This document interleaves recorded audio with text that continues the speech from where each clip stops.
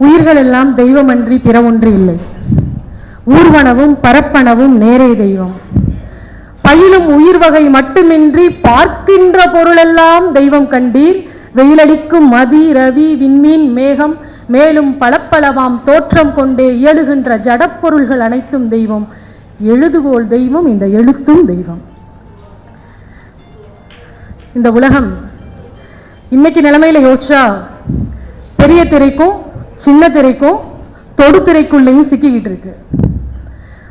அப்படி சுழன்று கொண்டிருக்கக்கூடிய, தனித்தனியாக வேலை செய்து கொண்டிருக்கக்கூடிய நம்ம எல்லாம் இந்த ஒரே ஒரு திரையின் கீழ், ஒற்றை சொல்லின் கீழ், தோழர் என்கின்ற ஒற்றை சொல்லின் கீழ் ஒருங்கிணைத்திருக்கக்கூடிய இந்த அமைப்பிற்கு, நண்பர்களுக்கு, தோழமைகளுக்கு, ஆளுமைகளுக்கு, அத்தனை பேருக்கும் என் பணிவான வணக்கம். சர்வ நிச்சயமா இந்த போடியத்தை கண்டுபிடிச்சவங்க ஒரு பேச்சாளராக தான் இருப்பாங்கன்னு நான் நினைக்கிறேன். ஏன்னா இதுக்கு மேல முகம் சிரிக்குது, இதுக்கு கீழே கால் நடுங்குது. எங்கேயுமே தெரியாது உங்களுக்கு. இதுக்கு மேலே சிரிக்கிற முகம் மட்டும்தான், என் முகம் மட்டும்தான் உங்களுக்கு தெரியும். அதனால இதை கண்டுபிடிச்சவங்களுக்கு என்னுடைய நன்றியை இந்த நேரத்தில் நான் தெரிவிச்சுக்கிறேன். கொஞ்சம் பதட்டமாக தான் இருக்குது. ஏன்னா இந்த மேடையில் நான் ரொம்ப சின்ன பொண்ணு. வயசில், அனுபவத்தில், அறிவில் எல்லாவற்றிலும் மிகச்சிறியவள். ஒரு சோதனை முயற்சியாக தான் எனக்கு தெரிஞ்சு கரீம் தோழர் இந்த தலைப்பை என்கிட்ட கொடுத்துருப்பார்னு நினைக்கிறேன். கொடுத்துருக்கிற தலைப்பும் கனமான தலைப்பு, ரௌதிரம். ரௌதிரத்தின் சொற்கள். எனக்கு தெரிஞ்சு நான் உட்பட இங்க பல பேருக்கு ரௌதிரம்ங்கிற சொல்லையே ஒரு கவிஞன் தான் அறிமுகப்படுத்துறான். பாரதி கிட்ட இருந்து தான் ரௌதிரம்ங்கிற சொல் விடுதலை அடைஞ்சிச்சு. ரௌதிரம்ங்கிற சொல்லுக்கு அது வரைக்கும் அவ்வளவு பெரிய பொருள் தெரியாது எனக்கு. ஒரு குழந்தைங்க கிட்ட நமக்கே இப்ப வரைக்குமே சில சொற்களுக்கான ஆழம் தெரியாது, கூர்மை தெரியாது. ரொம்ப சர்வசாதாரணமா ஒரு சொல்லை நம்ம பயன்படுத்திடுவோம். அப்படி ரௌதிரம்ங்கிற சொல்ல நம்ம இன்னைக்கும் புழக்கத்துக்கு கொண்டு வந்துட்டோமாங்கிறது கூட சந்தேகமா தான் இருக்கு. கோபம்னு சொல்லிடுறோம். அப்ப கோபமும் ரௌத்திரமும் ஒன்னாங்கிற ஒரு கேள்வி இருக்கு. இது ஒரு புறம்.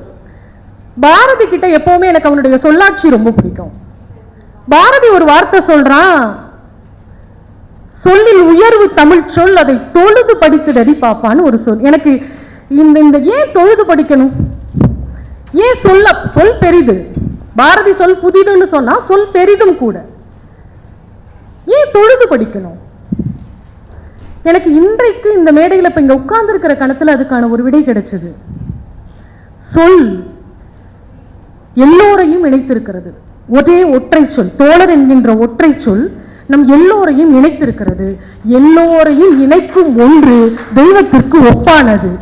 அதை தொழுகணும், அதை தொழுதுதான் படிக்கணும். எனக்கு இன்றைக்கு உட்கார்ந்து இருக்கும் போது அந்த சிந்தனை வந்தது.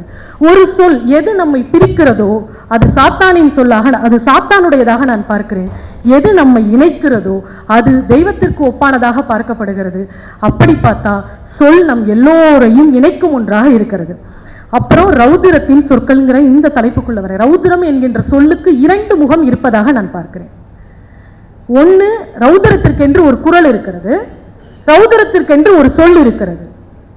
ரௌதிரத்திற்கான குரல் இருக்குல்ல, இந்த புத்தகங்கள் முழுக்க நான் வாசிச்சதுல ரௌதிரத்தின் குரலாக ஆதவன் தீட்சண்யா தோழர் வெளிப்படுத்தி இருப்பது எல்லாம் ஒடுக்கப்பட்ட மக்களினுடைய ஒற்றை குரல். அது எதன் பொருட்டு வேண்டுமானாலும் இருக்கலாம். அந்த ஒடுக்கப்பட்டதுங்கிறதுக்குள்ள நான் அப்படி கொண்டு வந்து வைக்கிறது என்னன்னா, இனத்தின் பொருட்டு, மதத்தின் பொருட்டு, ஆண் பெண் பொருட்டு, எதை பொருட்டு, நிறத்தின் பொருட்டு, எதன் பொருட்டு வேண்டுமானாலும் இருக்கலாம். எதன் பொருட்டோ ஒடுக்கப்பட்ட மக்களினுடைய குரலாக ரௌதிரத்தினுடைய குரல் இருக்கிறது. ரௌதிரத்தினுடைய சொற்கள் எப்படி இருக்கிறது, அதுதான் இந்த புத்தகம் முழுக்க நாம் பார்க்க வேண்டிய ஒன்றாக இருக்கிறது. இந்த புத்தகத்தை படிச்சு முடிச்ச கணத்துல நான் இங்க உட்கார்ந்திருந்து எதை சொல்லி தொடங்கணும்னு நினைச்சனோ, இவங்க எல்லாரும் சொன்னாங்க, இன்னைக்கு விருதுகளை பற்றி பேசினார்கள். சர்வ நிச்சயமாக நான் சொல்லுகிறேன், இந்த தொகுப்புகள் விருதுகளுக்காக எழுதப்பட்டவை அல்ல. நீங்கள் நினைப்பது போல விருதுகளுக்கான கவிதைகள் இதில் இல்லை, விருதுகளுக்கான சொற்கள் இதில் இல்லை. நண்பர்களே, கவிதையும் இசையும் ஒன்று. ஏதோ ஒரு வகையில கவிதையில இசைத்தன்மை இருப்பதாக நான் யோசிச்சிருக்கேன். இசையில ரெண்டு வகை இருக்கு. ஒன்று ரசனைக்கு உட்பட்டது, அது ஒரு பெரிய இது போல அரங்குல மேடையில உட்கார்ந்து கண்ணை மூடி பொழுதுபோக்குக்காக, ரசிப்பு தன்மைக்காக நாம் கேட்பது. இன்னொன்று வயல்வெளிகளில் களைப்பு தீர்வதற்காக உழைப்பவர்கள் பாடக்கூடிய ஒன்று. இது இரண்டும் இசைதான். ஆனால் எதற்கு வலிமை அதிகம் என்றால் உழைப்பவனுடைய குரல் இருக்குல்ல, அதில் பாடக்கூடிய பாடல் இருக்குல்ல, அதற்கு வலிமை அதிகம். அப்படி இந்த கவிதைகள் இசைத்தன்மையோடு இருக்கிறதா என்றால் உழைப்பவனின் குரலில் பாடக்கூடிய இசைத்தன்மையோடு இருக்கிறது. அப்படியே பச்சையா இருக்கு. இன்னொன்று, எனக்கு இவர் சுகுமாரன் சாரோட ஒரு கவிதை ஒன்று இருந்தது. எனக்கு இந்த புத்தகத்தை படிக்கும் போதெல்லாம் சந்தேகம் வந்துடுச்சு. ஏன்னா இதுவரைக்கும் நாம் வாசித்த புத்தகங்கள் கவிதையை அழகியலோடு ஒப்பிட்டு பேசியது. கவிதைனா ஒரு மானே தேனே ஏதாவது ஒன்றுக்குள் அது எங்கேயாவது நிற்கும், எங்கேயாவது ஒரு புனைவுக்குள்ள போய் நம்மளை நிற்க வைக்கும். அப்படியே நம்மளை வந்து ஒரு அரைமயக்க நிலையில வச்சிருக்கிறது. அது இது எப்படி இருக்குன்னா, மயங்கி கிடக்கிறவனுக்கு சோடாவை கொடுத்து தண்ணியை தெளிச்சு எழுப்பி விட்டு எந்திரிச்சு உட்கார வைக்கிறது. சுகுமாரனுடைய கவிதை எனக்கு வாசிக்கும் போது 1000 பேர் காணுகின்ற ஒரு விஷயத்தில், யார் கவிஞன் என்பதற்கு சுகுமாரன் சார் ஒரு கவிதை எழுதியிருப்பாரு. 1000 பேர் காணுகின்ற ஒரு விஷயத்தில் இருந்து அவன் காணாத ஒன்றை யார் சொல்லுகின்றானோ அந்த 1001ஆம் அவனுக்கு பெயர் கவிஞன் என்றால், இந்த கவிதைகள் நாம் 1,00,000 பேர் கண்டும் காணாமல் போய்கொண்டிருக்கக்கூடிய பிரச்சனைகளை நம் காலரை குடிச்சு இழுத்துக்கிட்டு வந்து, இங்க வா, உன் கண்ணு முன்னாடி இப்படி நடந்துகிட்டு இருக்கு, நீ பார்க்காம போறேன்னு கண்ணுக்கு தெரிகின்ற ஒன்றை, நாம் புறக்கணிக்கின்ற ஒன்றை, மறுதளிக்கின்ற ஒன்றை, நமக்கு எதுக்குப்பா பிரச்சனைன்னு ஒதுங்கி போற ஒன்றை கூட்டி கொண்டு வந்து வச்சு, வா இங்க பார் இப்படி நடக்குதுன்னு காட்டக்கூடிய ஒன்றாக இந்த கவிதைகள் இருக்கிறது. அப்போ கவிஞனுக்கான இன்னொரு யார் கவிஞன் என்பதற்கான இன்னொரு வரையறையை ஆதவன் தீட்சண்யா தோழர் தந்திருக்கிறார். எது காண முடியாத ஒன்றை காட்டுவது மட்டுமல்ல, கண்ணுக்கு தெரிகின்ற ஒன்றை நம்ம தெரியாம கண்ண மூடிட்டு போகும்போது, இங்க வா இங்க பாருங்க இப்படி நடக்குதுன்னு காட்டக்கூடிய ஒன்றை காட்ட வேண்டிய இடத்தில் நாம் இருக்கிறோம். சங்க இலக்கியம் நம்முடைய வரலாற்றை, தமிழர்களுடைய மரபை அகம்புறம் என்று பேசுகிறது. அகம்புறம் என்று பேசுகிறதுனா இவருடைய கவிதைகள் புறத்தை பேசுகின்றன. 1996 புறத்திருந்துன்னு தான் கவிதையை தொடங்குறார். அகத்திலிருந்து கவிதை தொடங்கல. இது நாள் வரைக்கும் எனக்கு அதுவே ஒரு பெரிய திறப்பா இருந்தது. கவிதைகள் அகத்திலிருந்து வரும்னு நான் நினைச்சேன். அகத்திலிருந்து எழுதக்கூடிய சூழல் இல்லாத வருகின்ற பொழுது ஒரு கவிஞன் புறத்தை நோக்கி தள்ளப்படுகிறான். இப்ப நான் யோசிக்கிறேன், அகத்துக்கான கருப்பொருள் பாருங்க, நமக்கு நிலமும் பொழுதும். என் நிலம் என்கிட்ட இல்லை, என் நிலத்தை பறிப்பதற்கு நான் காதல் பண்ண முடியாத சூழல்ல இருக்கேன். நான் தலைவனும் தலைவியுமாக உட்கார்ந்து அகத்தினையில உட்கார்ந்து சந்தோஷமா காதல் பாடல்கள் பாட முடியாத நிலைக்கு என்னுடைய நிலமும் பொழுதும் திருடப்படுகின்ற பொழுது நான் ஆட்டோமேட்டிக்கா வெளியில தள்ளப்படுறேன், புறத்தை நோக்கி தள்ளப்படுறேன். என்னுடைய புறம் சரியாக இருந்தால்தான் என்னுடைய அகத்துல நிம்மதியான ஒரு கவிதைகளை நான் எழுத முடியும். இன்றைக்கு இருக்கக்கூடிய சூழ்நிலையில் அகச்சிக்கல்களை எழுதக்கூடிய கவிஞர்களுடைய எண்ணிக்கை அதிகமா இருக்கு, புறத்தை பேசுபவர்களினுடைய எண்ணிக்கை குறைவா இருக்கு. நான் காரணத்தை இப்படி யோசிக்கிறேன், அதற்கு கொஞ்சம் துணிச்சல் வேணும். ஒரு அதிகாரத்தை, கலைங்கிற சொல் இருக்குல்ல, அது மக்களுக்கானதுன்னு சொல்றோம். அல்டிமேட்டா அதோட இன்னொரு பாயிண்ட் என்ன, அதிகாரத்திற்கு எதிரானது. அதிகாரத்தை எதிர்ப்பதற்கு என்றால் நமக்குள்ள ஒரு துணிச்சல் வேணும். எனக்கு ஒரு உதாரணமா, முன்னுதாரணமா நீங்க எப்படி தெரியுறீங்கன்னா, இத்தனை ஆண்டுகள் தொடர்ந்து ஒரே பாடுபொருள்ல ஒரு புத்தகம், நம்ம இப்ப இன்னைக்கு நிலைமையில ஒரு கவிதை புத்தகம் எழுதிட்டோம்னு வச்சுக்கோங்க, அடுத்த புத்தகம் அதே மாதிரி இருக்கு, வேற மாதிரி போடுங்க. இந்த புத்தகம் மட்டுமல்ல, இதற்கு பிறகு வருகின்ற எல்லா புத்தகங்களிலும் நான் தீர்க்கமாக சொல்கிறேன், தீட்சண்யமாகவும் சொல்கிறேன், ஆதவன் தீட்சண்யாவினுடைய கவிதைகள் பாடுபொருள் ஒன்றே ஒன்றுதான். அது ஒடுக்கப்பட்ட மக்களின் நலனுக்கானது மட்டும்தான். பாடுபொருள் மாறல. இந்த எந்த கவிதையிலையும் பாடுபொருளே மாறலைங்க. எல்லாத்திலையும் ஒரே பாடுபொருள். இனிமேலும் மாறும்னு எனக்கு நம்பிக்கை இல்லை. இத்தனை ஆண்டுகள் வந்த பிறகு அது ஒரு நம்பிக்கையை விதைத்திருக்கிறது. ஏன்னா நிலை இல்லாம இந்த பக்கம் போலாமா அந்த பக்கம் போலாமான்னு நான் அரசியல் எதுவும் பேசல, கவிதைகள் குறித்து தான் பேசுறேன். இந்த பக்கம் போலாமா அந்த பக்கம் போலாமான்னு தடுமாறிக்கிட்டு இருக்க உலகத்துல ஒருத்தர் இத்தனை மேடைகளை பார்த்த பிறகும், ஏன்னா மேடைகள் நிறைய மாத்திடணும்ல, ஒரு மேடையில பேசுனதுக்கும் அடுத்த மேடையில பேசுனதுக்குமே நமக்குள்ள வித்தியாசங்கள் வந்துடும். கவிஞன் தான் சொல்லி தர்றாரு, நான் என்பதே வன்முறை, நான் இன்னார் என்பது எவ்வளவு பெரிய வன்முறைன்னு. அப்போ ஒரு மேடை, ஒரு கைத்தட்டல், ஒரு விருது நமக்குள்ள மிகப்பெரிய மாற்றத்தை கொண்டு வருகின்ற பொழுது, இத்தனை மேடைகள் கண்ட பிறகும் தான் கொண்ட பாதையிலிருந்து விலகாமல் இருப்பது என்பது அடுத்து வரக்கூடிய தலைமுறைக்கு நம்பிக்கையை தருவதாக இருக்கிறது. போராடலாம், இங்க இருக்க முடியும், போராடணும் அப்படிங்கிற ஒரு எண்ணத்தை தருவதாக மொத்த இவருடைய கவிதைகள் முழுக்க நமக்கு சொல்லிக்கிட்டு இருக்கிறது அதுதான். இதில் நான் ஒரு கவிதையை சொல்லி தொடங்கணும்னு நினைக்கிறது, எல்லோரும் வாழ பிறந்தவர்கள் தான், எல்லோருமே வாழ பிறந்தவர்கள் தான். இன்குலாப் சொல்றது மாதிரி தான், நான் ஒவ்வொரு பிள்ளையும் பெயர் சொல்லி அழைப்பேன்னு சொல்றது மாதிரி தான். இந்த வாழ பிறந்தவர்கள்ங்கிற சொல் கேட்குற வரைக்கும் நல்லா இருக்கு, நானும் வாழ பிறந்தேன்னு. ஆனால் என்னைய பார்த்து யாராவது ஒருத்தர் வாழ்ந்து தொலைன்னு சொல்லும் போது எனக்கு பிரச்சனையாகுது.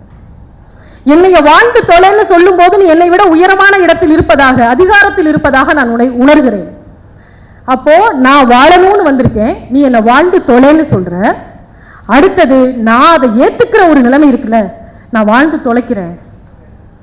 இந்த 3 புள்ளிகளும் மிக முக்கியமானது.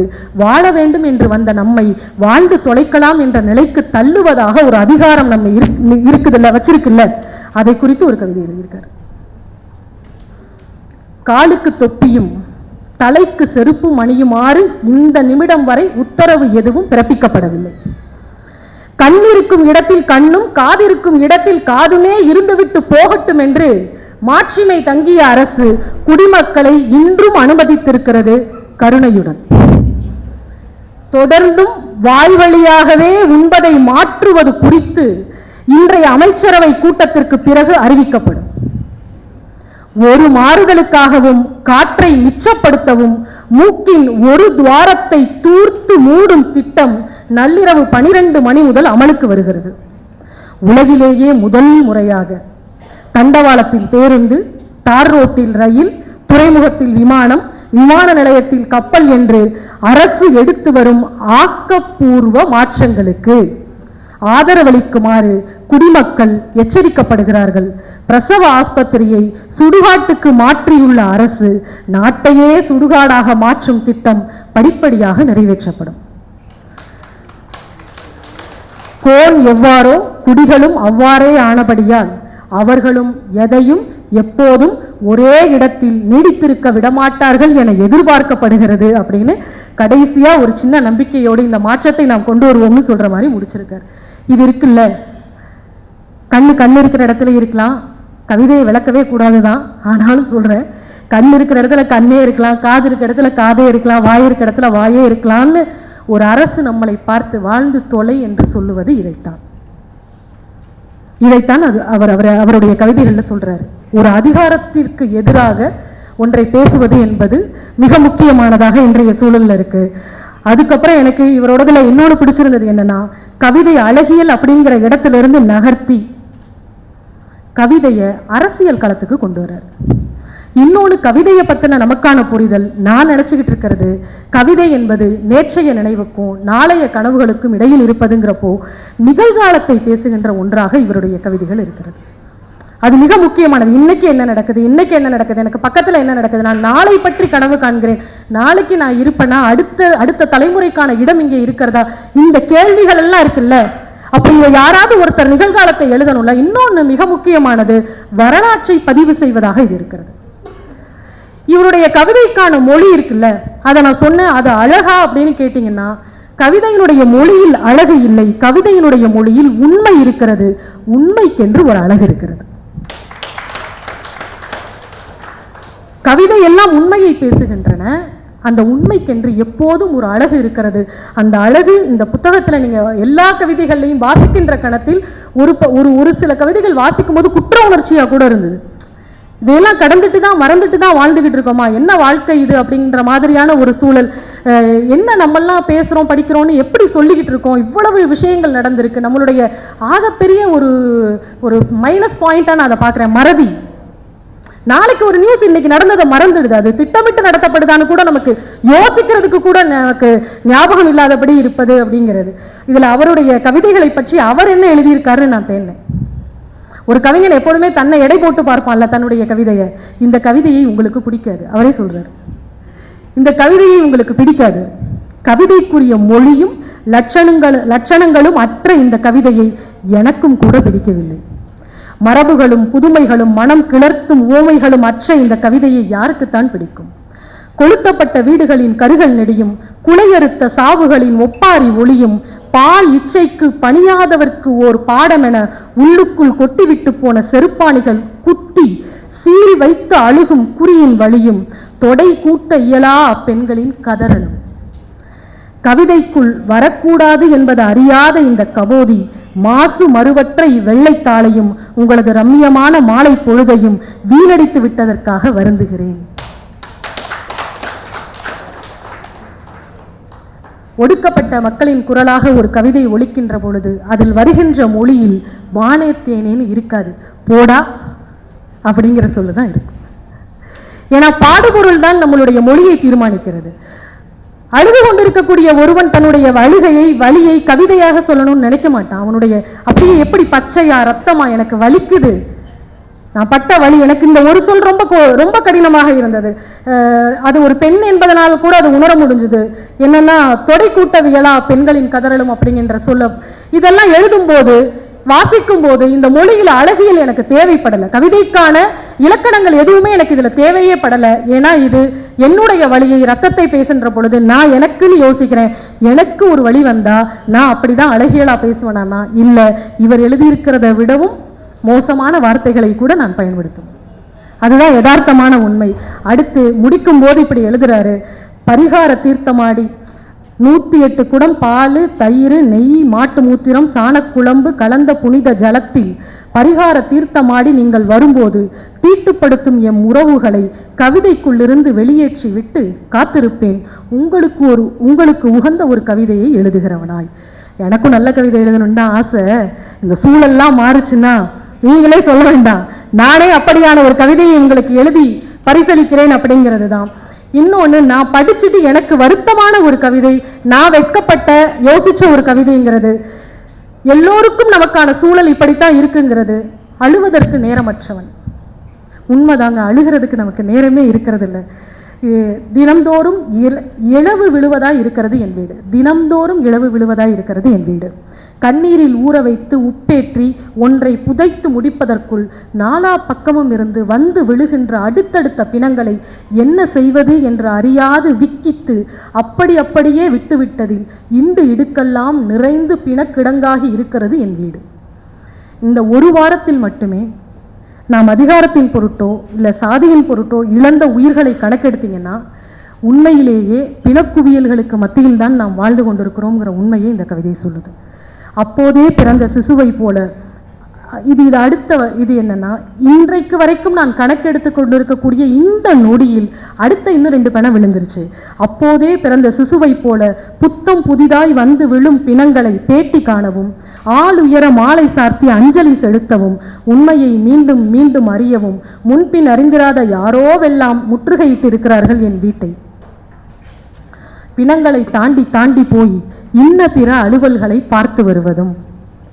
இந்த இடத்துல தான் ரொம்ப ஆமா என்ன நடக்குதுங்கிற அந்த சுய சிந்தனையே இல்லாம நாம ஓடிக்கிட்டே இருக்கோம்ல.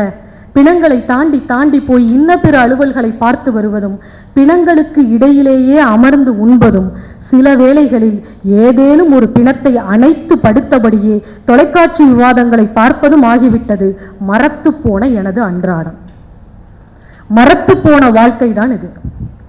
நொடி பொழுதும் ஓய்வற்று இந்த நாட்டின் ஒவ்வொரு அங்குலத்திலும் போர் ஒன்று நிகழ்ந்து வரும்போது பிணங்களின் வரத்து பெருகத்தானே செய்யும் என்று என்னை நானே ஆற்றுப்படுத்தியவாறு எல்லா பிணங்களுக்கும் இடத்தை ஒழுங்கு செய்வதிலேயே கழிந்து விடுகிறது என் நேரம். எவ்வாறேனும் பிணங்கள் இல்லாத நாளொன்று வருமானால் இதுவரை செத்தவர்களுக்கு என நெஞ்சே வெடித்து சிதறும்படியாய் கதறி அழ காத்திருக்கிறது என் துக்கம். எவ்வாறேனும் பிணங்கள் இல்லாத நாளொன்று வருமானால் இதுவரை செத்தவர்களுக்கு என நெஞ்சே வெடித்து சிதறும்படியாய் கதறி அழ காத்திருக்கிறது எனது துக்கம். பெருகியோடும் என் கண்ணீரில் உனக்கான துளிகளை கண்டுகொள்வாய்தானே ரோஹித் என்று 2016ஆம் ஆண்டு தூக்கிட்டு தற்கொலை செய்து கொண்ட ரோஹித்துக்காக எழுதப்பட்ட கவிதை. இந்த ரோஹித் என்கின்ற பெயரை அழித்துவிட்டு நீங்கள் எந்த பெயரை வேண்டுமானாலும் அன்றாடம் மாற்றிக்கொண்டே இருக்கலாம் என்பதாகத்தான் இருக்கிறது சூழல். எனக்கு இந்த கவிதைகள்ல அழகியல் தேவைப்படலை, கவிதைக்கான இலக்கணங்கள் பார்க்க தெரியல. இன்னும் சொல்லப்போனால் என்னை விட மிகச்சரியாக ஆய்வு பண்ணி பேசக்கூடிய நிறைய பேர் இங்கே இருக்காங்க. சொற்களை பிரித்து அதை ஒரு கட்டடத்தை செங்கலாக பிரித்து பேசக்கூடிய அளவிற்கு ஆய்வாளர்கள் இருக்கிறார்கள். எனக்கு அப்படி பேச தெரியாதுங்க. எனக்கு ஒரு கவிதை என்பது, ஒரு எழுத்து என்பது என்னை ஒரு படி ஏதாவது ஒன்று செய்யணும். ஒரு நிமிஷம் என்னை யோசிக்க வைக்கணும், ஒரு நிமிஷம் என்னை ஒரு கண்ணீர் சிந்த வைக்கணும், ஒரு நிமிஷம் அடுத்தவனுக்காக இறங்க வைக்கணும். எப்பயோ படித்தவனு எனக்கு ஞாபகம் வர்றது, யார் எழுதுனது எனக்கு தெரியல. நான் என்பது ஒரு தொட்டியில் இருக்கிற மீன் ஒரு குட்டை மீனை பார்த்து சொல்லுது, ஏன் அந்த சேறு சகதியில் இருக்க, வா என் கூட, இங்கே பாரு எவ்வளோ சுத்தமான தண்ணி, நான் நல்லா இருக்கேன், நீயும் என் கூட வந்து சேர்ந்துடுன்னு சொல்லும்போது அந்த குட்டையில் இருக்கக்கூடிய மீன் சொல்லுது, நான் என்பது நான் மட்டுமல்ல, இந்த சேரும் சகதியும் சேர்ந்தது தான். நான் நல்லா இருக்கேங்கிறது, நான் நல்லா இருக்கிறது மட்டும் இல்லை, நான் நல்லா இருக்கிறதுக்கு பின்னாடி என்னுடைய சமூகம் நல்லா இருந்தால் மட்டும்தான் நான் நல்லா இருக்க முடியும். அப்படி ஒரு சூழல் வருகின்ற பொழுதுதான் என்னுடைய சிரிப்பு உண்மையானதாக இருக்கும். இப்படி பல விஷயங்கள். இதில் இன்னொன்று, எனக்கு நேரம் ஆயிடுச்சான்னு தெரியல, இருந்தால் முன்னாடியே சொல்லிடுங்க.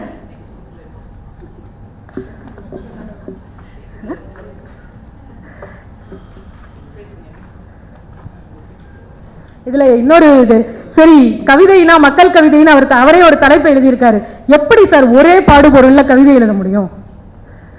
ஒரே பாடுபொருள்ல எத்தனை கவிதை எழுதிட முடியும்? 600 கோடி பேர். அவர் அதுக்கு விளக்கம் தராரு. ஒரே பாடுபொருள்ல எப்படிங்க எவ்வளவு கவிதைங்க எழுதிட முடியும்? 600 கோடி பேர். உலகின் பிரச்சனை அவனுக்கு 1008 பிரச்சனை, எனக்கோ 600 கோடி பெருக்கல் 1008 பிரச்சனை. எனக்கு தெரிஞ்சு அவர் ஆயிலையும் தாண்டி எழுதிக்கிட்டே இருக்கலாங்கிறத தான் அவர் சொல்லுவார். ஒரே பாடு, ஏன்னா ஒரு புத்தகம் மாதிரி அடுத்த புத்தகம் வரும்போதே ஒரு சலிப்பு வந்துடுது.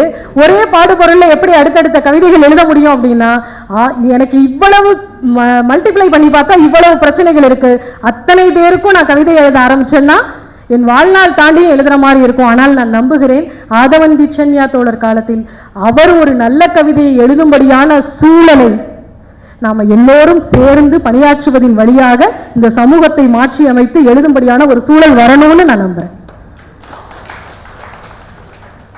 எனக்கு இன்னொன்று ரொம்ப பிடிச்சிருந்தது, வரம்னு ஒருத்தன் வந்து நல்லா சாப்பிட்டுட்டு ஹோட்டலில் டாக்டர் கிட்ட போயிட்டு, அன்னைக்கு நைட் அவனுக்கு பயங்கர வயிறு வலி வந்துருச்சு, நல்லா சாப்பிட்டுட்டான், வயிறு வலி வந்துருச்சு, டாக்டர் கிட்ட போகிறான். போன உடனே அவருக்கு மாத்திரையெல்லாம் எழுதி முடிக்கிறாரு. என்ன சாப்பிட்டேன் எங்கே சாப்பிட்டேன்லாம் கேட்டு எழுதி முடிச்சுட்டு இவன் கேட்குறான் அவர்கிட்ட, சார் சைடு எஃபெக்ட்ஸ் ஏதாவது வருமா சார் இந்த மாத்திரையை சாப்பிட்டான்னு கேட்குறான். டாக்டர் சொல்கிறாரு, இதை நீ சாப்பிட்ற இடத்துல கேட்டியா, ஆர்டர் பண்ணியில்ல, அங்கே கேட்டியா, இங்கே கேட்குற அப்படின்னு. நமக்கு எந்த கேள்வியை எங்கே கேட்குறதுங்கிற புரிதலே இருக்காது. வரம் பாருங்க, ஆத்தா மகமாயி உன் புண்ணியத்தில் பையனா பிறந்துட்டா கெடா வெட்டி பொங்க வைக்கிறேன். ஏண்டா கும்பிடுறதுக்கு பொம்பளை சாமி, எந்த வரத்தை எங்க கேட்கணும்னு நமக்கு தெரியல பாருங்க. ஆத்தா மகமாயி உன் முன்னியத்துல பையனா பிறந்துட்டா கெடா வெட்டி பொங்க வைக்கிறேன். ஏண்டா கும்பிடுறதுக்கு பொம்பளை சாமி, குழந்தை மட்டும் ஆம்பளையா, எனக்கு உன் கெடாவும் வேணாம் ஒரு மயிரும் வேணாம்.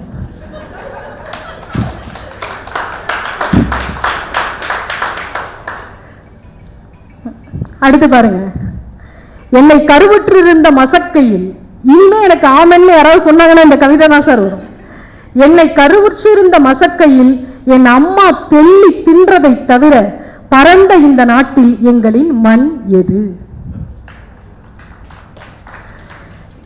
ஏன் இவர் புறத்திற்கு வந்து புறத்திருந்துன்னு ஏன் கவிதைகளை எழுதணும்னா, எனக்கான நிலம் இல்லை, எனக்கான பொழுது என்கிட்ட இல்லை, எனக்கான உணவு என்கிட்ட இல்லை, நான் என்ன சாப்பிடணுங்கிறத என்னுடைய அதிகாரம் முடிவு செய்யுது, எனக்கான தெய்வம் என்கிட்ட இல்லை, நான் ஒரு தெய்வத்தை கும்பிடணும்னா இல்லை நீ இந்த தெய்வத்தை தான் கும்பிடணும்னு எனக்கு அதிகாரம் ஒன்றை சொல்லிக் கொடுக்கிறது.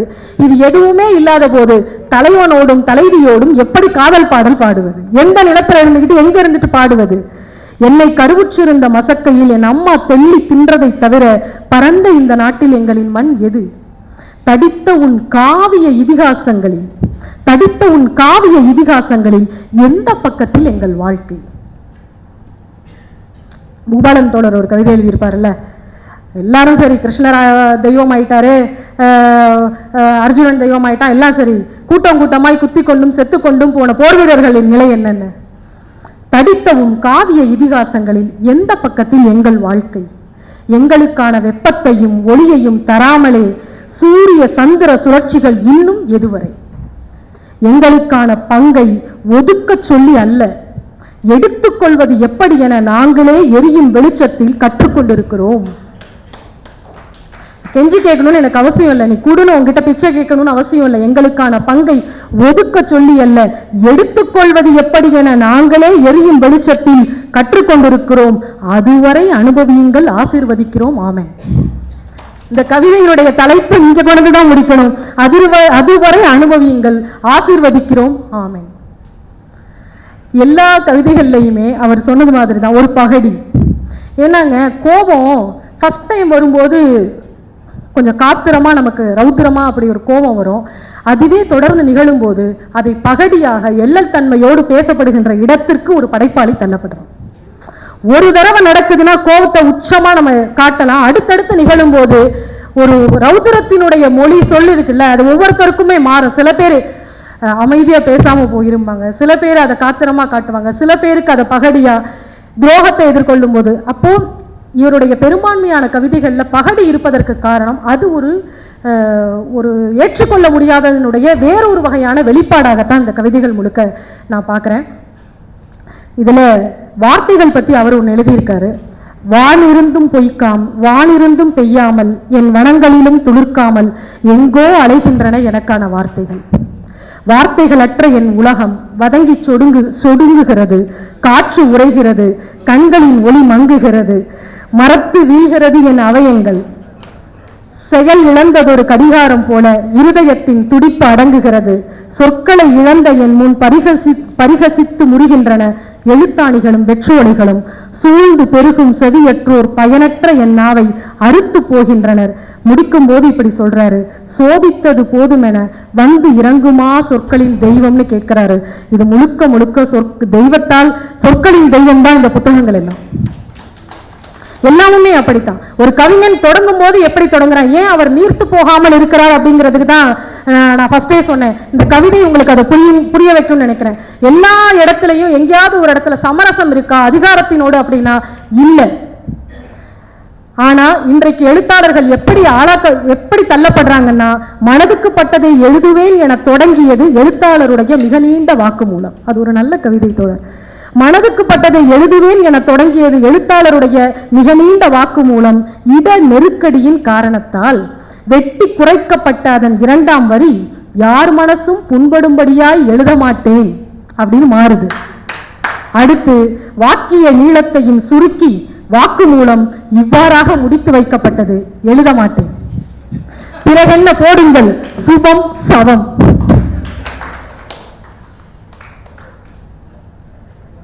மிக்க நன்றி. எனக்கு ஆய்வெல்லாம் செய்ய தெரியாது சார். இது உங்களுடைய கவிதைகள் குறித்து நான் கண்டது அப்படிங்கிறத ஒட்டுமொத்தமாக ஒரு 2 நிமிஷத்தில் சொல்லணும் அப்படின்னா, உங்களுடைய நிலம் என்பது, இந்த கவிதையினுடைய நிறம் என்பது சிவப்பு. இந்த கவிதையினுடைய குரல் என்பது ஒடுக்கப்பட்ட மக்களினுடைய குரல். இந்த கவிதையினுடைய மொழி என்பது உண்மை பேசுகின்ற மொழி.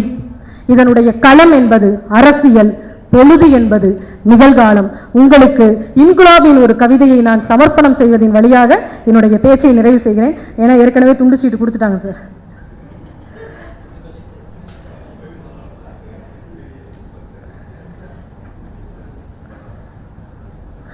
என் பற்களை பிடுங்கி செல்லலாம், என் சொற்கள் சிரிக்கும்.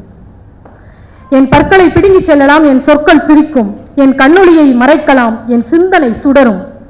என் இதயத்தை நிறுத்தலாம், என் எழுத்து துடிக்கும். என் ஒரு காலை வாங்கலாம், என் சுவடுகள் தொடரும். இன்றும் ஆடி பார்க்கலாம் வா. நன்றி.